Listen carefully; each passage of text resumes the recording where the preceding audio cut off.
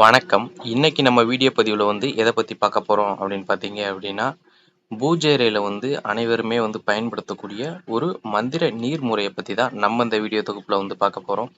அதுக்கு முன்னாடி நம்ம சேனல் இன்னும் சப்ஸ்கிரைப் பண்ணாதவங்க சப்ஸ்கிரைப் பண்ணிக்கங்க. கூட வர்ற பெல் சிம்பலையும் ஆல்ன்றத கிளிக் பண்ணிக்கங்க. அப்பதான் நான் போடுற வீடியோ உங்களுக்கு உடனே நோட்டிஃபிகேஷனா வரும். வாங்க வீடியோக்குள்ள போகலாம். இந்த முறைய பயன்படுத்துவதால நமக்கு என்னென்ன பலன்கள் அப்படின்னு பார்த்தீங்க அப்படின்னா, இப்போ வீட்ல ஒரு சில நபர்கள் பணம் சேர்ப்பாங்க. ஏதாவது ஒரு தொழில் பார்த்து பணம் சேர்ப்பாங்க. அது பார்த்தீங்க அப்படின்னா, விரய செலவுகள் அதிகமா ஆகும். அந்த வீட்ல இருந்தோம் அப்படின்னா, ஒரு வீடு ஒரு முன்னேற்றம் இல்லாம, இல்ல பணங்கள் அதிகமா பெருகாம, சேர்க்கக்கூடிய செல்வங்கள் ஏதாவது ஒரு மூலையில போய்க்கிட்டே இருக்கும். அது போல விஷயங்களுக்கும் இந்த முறையை பிரயோகம் படுத்தலாம். அதே போல வீட்ல செய்வன பாதிப்பு இருக்கு, இல்ல அப்படின்னா ஏவல் பாதிப்பு இருக்கு, இல்ல தீராத ஏவல் பாதிப்பு இருக்கு அப்படின்றவங்களும் தொடர்ந்து இந்த முறையை பிரயோகம் படுத்தலாம். குடும்பத்துல ஆஹ் மருத்துவ செலவுகள் அதிகமா இருக்கு, இல்ல அப்படின்னா சண்டை சச்சரவுகள் பிரச்சனைகள் அதிகமா இருக்கு, குடும்பத்துல நிம்மதி இல்லை அப்படின்றவங்களும் இந்த முறையை பிரயோகம் படுத்தலாம். இது பார்த்தீங்க அப்படின்னா ஆண்கள் பெண்கள் சொல்லிட்டு யார் வேண்டுமானாலும் பிரயோகம் படுத்தலாம். இது பார்த்தீங்க அப்படின்னா ஒரு சுத்தமான ஒரு பாத்திரத்துல கடல் நீர், குளங்கள் நீர், அப்படி இல்லைன்னா ஏரி நீர், இது எடுத்துக்கங்க. அப்படி எதுவும் கிடைக்கல அப்படின்ற பட்சத்துல பார்த்தீங்க அப்படின்னா வீட்டில் இருக்கக்கூடிய சாதாரண நீரவே ஒரு பாத்திரத்துல எடுத்து வச்சுக்கோங்க. அந்த தண்ணீர்ல பார்த்தீங்க அப்படின்னா பச்சை கற்பூரம், வெட்டி வேறு. இந்த பச்சை கற்பூரம் வெட்டி வேறு பார்த்தீங்க அப்படின்னா தமிழ் மருந்து கடையிலே கிடைக்கும். அதற்கு அடுத்தபடியா பார்த்தீங்க அப்படின்னா விபூதி கொஞ்சம் போடுங்க, குங்குமம் கொஞ்சம் போடுங்க, வேப்ப இலை, வில்வ இலை, மஞ்சள், இதை எல்லாத்தையும் போட்டுட்டு பார்த்தீங்க அப்படின்னா உங்களோட குலதெய்வத்தை மனசார வேண்டிக்கங்க. விநாயக பெருமானையும் சிவபெருமானையும் சக்தியும் மனசுல நினைச்சிட்டு பார்த்தீங்க அப்படின்னா ஏதாவது நம்ம சேனல்ல கொடுத்துருக்கக்கூடிய ஏதாவது ஒரு தெய்வங்கள் மந்திரங்களை உச்சரிக்கலாம். அப்படி இல்லை அப்படின்னா குலதெய்வ மந்திரங்களை உச்சரிக்கலாம்.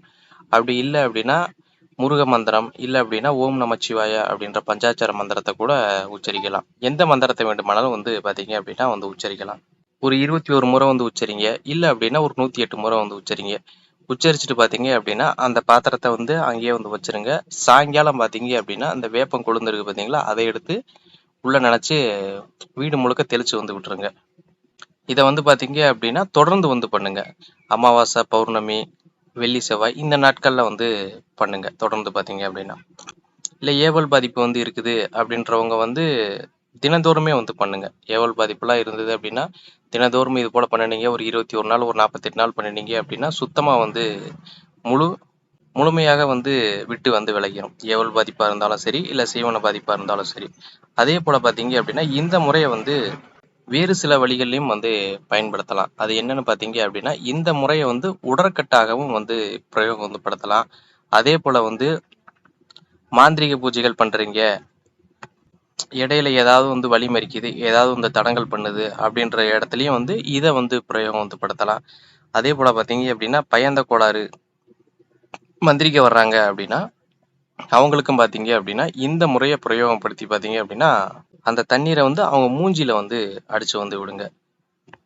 இப்ப இந்த முறைகள் பார்த்தீங்க அப்படின்னா இந்த சொன்ன 3 முறைகள் பார்த்தீங்க அப்படின்னா அவங்களோட தெய்வங்களை வச்சு பிரயோகம் படுத்துங்க. ஒன்று குலதெய்வமா இருக்கலாம், இல்லை அப்படின்னா அவங்களோட உபாசன தெய்வமாக இருக்கலாம். ஏன்னா உடற்கட்டு போடுறீங்க அப்படின்னா உங்களோட தெய்வங்கள் இருந்துச்சு அப்படின்னா கொஞ்சம் பலமா காத்து ரசிக்கும்.